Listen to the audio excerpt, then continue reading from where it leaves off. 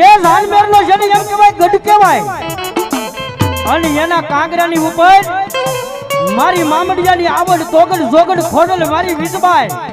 મારી સિસાઈ મારી ખોડિયાર બેટા હોય ઓ બા ખોડિયાર બેટા હોય ઓ બા બધાય ગામના મઢ મંજીર મને યદી ઓલો બાદશાહ યદી તોડવા